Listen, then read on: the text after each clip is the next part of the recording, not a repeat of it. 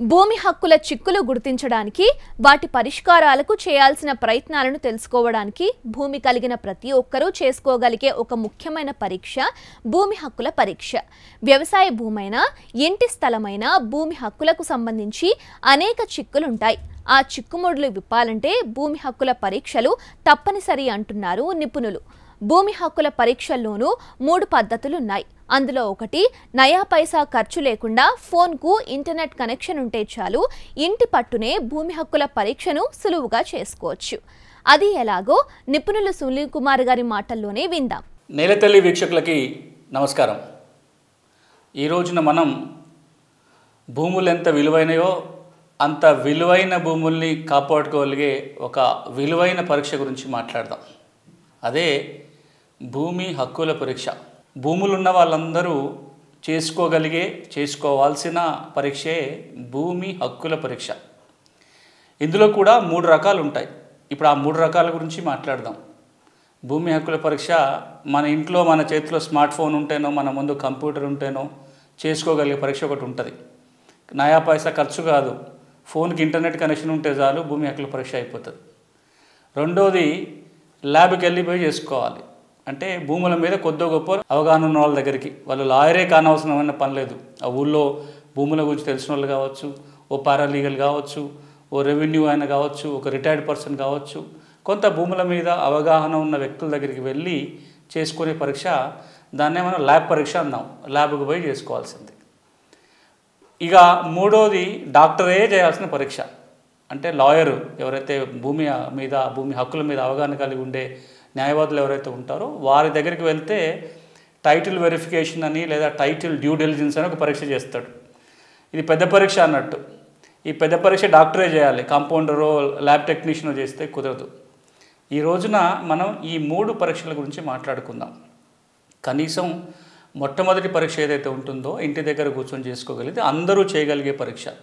అది కూడా నేను ఇప్పుడే ఎందుకు మాట్లాడుతున్నానంటే, వ్యవసాయ క్యాలెండరు జూలై నుంచి మొదలవుతుంది. జూలై 1 నుంచి జూన్ 30 వరకు ఫస్ట్ ఇయర్ అంటాం మనం దాన్ని. ప్రతి ఫస్ట్ ఇయర్కి రెవెన్యూ రికార్డు రాసే ఆనవాయితీ. భూమి రికార్డులు, రెవెన్యూ రికార్డులు జూలై 1 నుంచి మొదలుపెట్టి రాస్తే, తర్వాత రికార్డులన్నీ రాసిన తర్వాత జమాబందీ జరిగి ఆ సంవత్సరం ఎండింగ్కి వాటిని జమాబందీ చేసి ఫైనల్ చేసిన తర్వాత రికార్డు రూమ్లో పెడుతూ ఉంటాం. దాన్నే మనం మాట్లాడుకుందాం. కనీసం భూమి ఉన్న ప్రతి వ్యక్తి, వ్యవసాయ భూమి అయినా వ్యవసాయేతర భూమి అయినా, ప్రతి సంవత్సరం జూలైలో ఇంట్లో కూర్చొని ఒక పరీక్ష చేయండి. లక్షల రూపాయల విలువ చేసే భూముల హక్కులని ఈ చిన్న పరీక్షే కాపాడుతుంది. ఇది ఎంత విలువైంది అంటే, సమస్య ఉందో లేదో చెప్తుంది. సమస్య ఉంటే వెంటనే పరీక్ష దాన్ని సాల్వ్ చేసుకోవడానికి ఆ పరీక్ష కోసం తెచ్చుకున్న కాగితాలే ఉపయోగపడతాయి. అంతేకాదు, ఒకసారి ఆ పరీక్ష చేస్తే కనుక ఆ భూమి మన చేతిలో ఉన్నంత కాలం హక్కులకి ఏ చిక్కులు వచ్చినా ఈ కాగితాలు ఉపయోగపడతాయి ఆ చిక్కుల నుంచి బయటపడడానికి. ఇప్పుడు మనం ఈ భూమి హక్కుల పరీక్ష, ఈ 3 రకాల వాటి గురించి చర్చిద్దాం. భూమి హక్కుల పరీక్ష చేసుకోవాలి అనుకున్నట్లయితే, భూములకు సంబంధించి ప్రభుత్వం ఏవైతే రికార్డులు నిర్వహిస్తుందో ఆ రికార్డులలో ఏముందో చూడాలి. భూ రికార్డుల ఆధునీకరణ జరిగిన ఈ రోజులలో చాలా భూమి రికార్డులన్నీ కంప్యూటర్లో, ఇంటర్నెట్ ద్వారా అందుబాటులో ఉన్నాయి. ఇప్పుడు ఏ రికార్డులు అందుబాటులో ఉన్నాయి, ఎక్కడ చూడాలి, ఆ రికార్డులో ఏ అంశాలు మనం పరిశీలించి చూసుకోవాలి అనేది ముందు మాట్లాడిన తర్వాత, ఈ రికార్డులన్నీ చూసిన తర్వాత ఒక 4 ప్రశ్నలు వేసుకోవాలి మనం. ఆ ప్రశ్నలకు సమాధానాలు ఏంటి అని మనం రాసుకుంటే కనుక హక్కుల పరీక్ష అయిపోతుంది. ఆ ప్రశ్నలు ఏంటో తెలుసుకునే ముందు అసలు సమాచారం ఎక్కడ చూసుకోవాలో చూద్దాం. ముందుగా ఆంధ్రప్రదేశ్ రాష్ట్రం విషయానికి వచ్చినట్లయితే, భూములకు సంబంధించి ఒక కీలకమైన వెబ్సైటు మీ భూమి పోర్టల్. మీరు వెళ్ళి మీ భూమి అని ఇంటర్నెట్లో టైప్ చేస్తే ఆ వెబ్సైట్కి తీసుకెళ్తుంది. ఆ వెబ్సైట్ పూర్తి చిరునామా www.meebhumi.ap.gov.in. మీ భూమి అంటే MEEBHOOMI, meebhumi.ap.gov.in. ఈ వెబ్సైట్లోకి వెళ్తే ఏమేమి రికార్డు చూడవచ్చు మనం? అడంగల్ చూసుకోవచ్చు, 1B చూడవచ్చు, FMB చూడవచ్చు, అంటే మన భూమి యొక్క కొలతల పుస్తకాన్ని చూడవచ్చు మనం. విలేజ్ మ్యాప్, గ్రామ పట్టం లేదా గ్రామ రక్ష చూడవచ్చు. ఈ 4టిని పరిశీలించి చూసుకోవడానికి అవకాశం ఉంటుంది. ముందుగా మనం అడంగల్ చూడాలి. అడంగల్లో గ్రామ అడంగల్కి వెళ్దాం. మీ సర్వే నెంబర్ తెలుసుంటే నేరుగా మీ అడంగల్లోనే కొట్టి ఆ సర్వే నెంబర్కి వెళ్ళొచ్చు. మీ survey number subdivision number కరెక్ట్గా తెలుసుంటే. లేదు అంటే గ్రామ అడంగల్కి వెళ్ళొచ్చు. ఇప్పుడు నేను గ్రామ అడంగల్ని ఓపెన్ చేసి చూస్తున్నా. గ్రామ అడంగల్కి వెళ్తే మీ జిల్లాని సెలెక్ట్ చేసుకోవాలి. నేను ర్యాండమ్గా ఏదో ఒక జిల్లా చూస్ చేస్తున్నాను.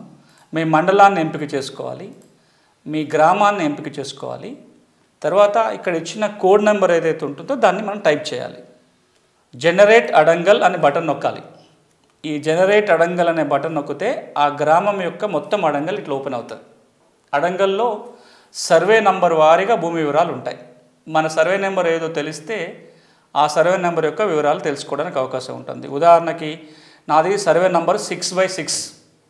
ఇప్పుడు మీకు స్క్రీన్ మీద కనబడుతుంది 6/6 సర్వే నంబరు. దాంట్లో అన్ని వివరాలు వచ్చినాయి. ఏమేమి వివరాలు చూడవచ్చు మనం దాంట్లో? పట్టాదారు పేరేంటో చూడొచ్చు, ఎవరి అనుభవంలో ఆ భూమి ఉందో చూడొచ్చు, భూమి విస్తీర్ణం ఎంతో చూడొచ్చు, అది ఏ రకమైన భూమి అనేది చూడొచ్చు. అది ప్రభుత్వ భూమా, పట్టా భూమా, లేకపోతే ఇంకేదన్నా అనే అంశాన్ని కూడా మనం పరిశీలన చూడొచ్చు. ఇక చూడండి, ఇక్కడ డీ పట్టా అని కొన్ని చోట్ల ఉంది, కొన్ని చోట్ల పట్టా అని ఉంది, కొన్ని చోట్ల గుట్ట అని ఉంది, కొన్ని చోట్ల ప్రభుత్వ భూమి అని ఉంది. ఈ రకరకాల క్లాసిఫికేషన్స్ అన్నీ మనకు చూపిస్తుంది. ఇది మనం అడంగల్లో చూడాల్సిన పని. ఇది ఒక రికార్డు. ఇక రెండవ రికార్డు మనం చూడాల్సింది 1B, అంటే భూ యజమానుల రికార్డు. ఆ గ్రామంలో ఎవరెవరికి భూమి ఉంటే వాళ్ళందరి పేర్లని ఆల్ఫాబెటికల్గా రాసి ఆ ఊళ్ళో వాళ్ళకి ఎక్కడెక్కడ భూమి ఉన్నా ఒక చోట రాసి ఉంచుతారు. దాన్నే మనం 1B లేదా 6 లేదా భూ యజమానుల రికార్డు అంటాం. ఇప్పుడు మీకు స్క్రీన్ మీద కనపడుతున్నది 1Bని ఎట్లా చూసుకోవాల్సిన స్క్రీన్. ఇంతకుముందులాగే జిల్లాని ఎంపిక చేసుకోవాలి, ఒక మండలం, మీ ఏ మండలం అయితే మీ మండలము, మీ గ్రామాన్ని చూజ్ చేసుకొని అక్కడ ఇచ్చిన కోడ్ నంబర్ కనుక మనం టైప్ చేస్తే నేరుగా ఆ గ్రామం యొక్క 1B రికార్డు ఓపెన్ అవుతుంది. ఇక్కడ జనరేట్ ROR అనే బటన్ నొక్కితే ROR ఓపెన్ అవుతుంది. ఇక్కడ పట్టాదారు వారీగా వారికి ఉన్న భూముల వివరాలు, ఎన్ని సర్వే నెంబర్లు ఉంటే ఒక చోట మీకు సంబంధించిన పేరు మీరు వెతుక్కోవాలి. ఈ ఖాతా నెంబర్ని బట్టి వెతుక్కోవచ్చు. ఇక్కడ ఖాతా నెంబర్ ఉంటుంది, లేదా పట్టాదారు పేరుగా చూస్తున్నట్లయితే భూమి విస్తీర్ణం ఎంత, తర్వాత అది ఏ రకమైన భూమి, ఏ విధంగా సంక్రమించిందనే వివరాలు మీకు ఇక్కడ దొరుకుతాయి. ఇది మనం మీ భూమి పోర్టల్లో నుంచి తీసుకోవచ్చు. దాంతోపాటుగా మనం మీ భూమి యొక్క పటాన్ని చూడవచ్చు. దాన్ని FMB లేదా ఫీల్డ్ మెజర్మెంట్ బుక్, భూమి కొలతల పుస్తకం అని కూడా అంటాం. ఇప్పుడు నేను FMBని ఓపెన్ చేస్తున్నాను. దీన్ని కూడా అదేవిధంగా జిల్లా, మండలం, గ్రామం, తర్వాత మీ సర్వే నెంబర్ని కూడా ఎంటర్ చేస్తే అప్పుడు ఆ సర్వే నెంబర్ యొక్క పట్టం చూడవచ్చు. నేను ర్యాండమ్గా ఏదో ఒక జిల్లా, అందులో ఉన్న మండలం, గ్రామం సర్వే నెంబర్ని ఎంటర్ చేశా. అక్కడ ఇచ్చిన కోడ్ టైప్ చేయాలి. చేసి క్లిక్ చేయండి అని అడుగుతుంది. క్లిక్ చేస్తే కనుక ఆ సర్వే నెంబర్ యొక్క FMB ఓపెన్ అవుతుంది.